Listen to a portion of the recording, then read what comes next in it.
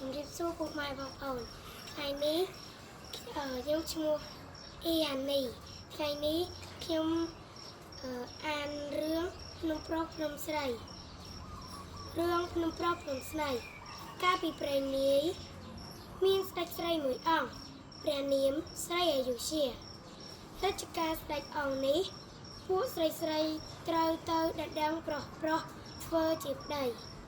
ស្រីមានរូបឆោមពុំស្អាតពិបាករកដីណាស់ព្រោះពួកប្រុសពុំយកធ្វើជាប្រពន្ធ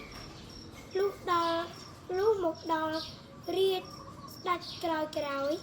ពួកស្រីមានគំនិតរើបំរាស់ពីប្រពៃណីស្រីដណ្ដឹងប្រុសពួកស្រីបានជំនុំគ្នាដើម្បីរកវិធីដោះស្រាយពួកយើងជាស្រីយើងដណ្ដឹងប្រុសដូចជាមិនសំសោះយើងគួរតែបបួលប្រុសនាំគ្នាដោយលើកដៃពូនជាភ្នំបើពួកស្រីឈ្នះឲ្យពួកប្រុសមកដណ្ដឹងស្រីវិញម្ដងគិតហើយពួកស្រីក៏ទៅនិយាយបបួលប្រុសនាំយើងភ្នាល់គ្នាពូនភ្នំដោយលើកដៃពូនតាំងពីប្រលប់រហូតដល់កាយព្រឹករះ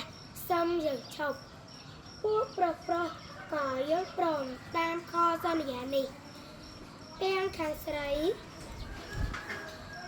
ទាំងខាងប្រុសក៏កំចាត់មេកំណែនឲ្យដើរកែនគ្រប់ចំនួនខាងប្រុសនិងខាងស្រីរួចរែកទូលតាមសមត្ថភាពរៀងខ្លួនលុះធ្វើការបានប្រហែលជា4 ឬ 5 ម៉ោងពួកស្រីមានឧបាយកលក៏នាំគ្នាបង្ហូតកោមួយយ៉ាងខ្ពស់ទៅជ្រុងឯសាច់ភ្នំពួកប្រុសមើលទៅលើឃើញកូនស្រីបង្ហូតស្មានតែផ្កាយព្រឹករះក៏បបួលគ្នាឈប់ធ្វើការនាំគ្នានន្ទ្រាលក់គ្មានសល់ម្នាក់ឯពួកស្រីនាំគ្នាលើដីពូនដល់ផ្កាយព្រឹកមែនតែនរះទៅឈប់លុះដល់មុនរងាវពួកប្រុសងាកឡើងស្រាប់តែឃើញផ្កាយព្រឹករះមែនតែនទៅនឹងរះពួកប្រុសលន់មាត់យើងទាំងអស់គ្នាក៏ហើយផ្កាយព្រឹករះមែនតែនទៅតែរះសោះ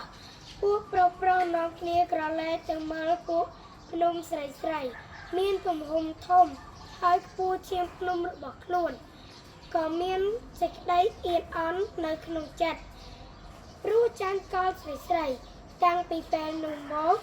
ពួកប្រុសក៏ទៅដណ្ដឹងស្រីធ្វើជាភរិយារហូតដល់សព្វថ្ងៃអរគុណ